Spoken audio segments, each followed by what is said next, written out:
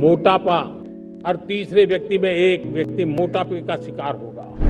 India में जैसे कि आप लोगों को पता है मोटापा एक बहुत बड़ा इशू बन चुका है। इवन हमारे प्राइम मिनिस्टर नरेंद्र मोदी ने भी इसको मेंशन करा है। मोस्टली जो भी ओबीस लोग हैं उन्होंने अपनी लाइफ में कभी ना कभी फैट लॉस करने के लिए या अपने आप को फिट करने के लिए जिम और डाइट प्लान्स भी फॉलो करे हैं, बट स्टिल उनको कभी रिजल्ट नहीं मिला। बीइंग समवन जिसने लोगों को रिजल्ट दिया है, ट्रांसफॉर्मेशन दिया है, I know bit about this. First thing you need to understand कि एक ओबीस पर्सन है, उसको वेट लॉस करना है, उसको सर्टेन फेजेस से जाना पड़ेगा। जो एक लॉजिकल अप्रोच है।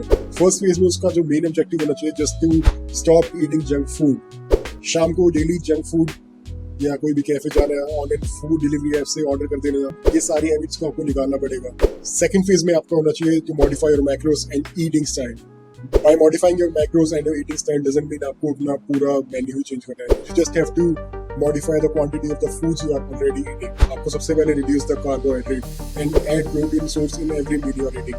Try करो हर मील में at least 25 grams of protein आपको मिल जाए। Another thing you can do is try fasting. The third and the last phase is to start sweating. Initially start going to the gym, build basic strength, and once you are ready to do athletic movements, find any physical activity or sports which you actually enjoy. अगर video logical लगे तो hit like and share with your motive friend.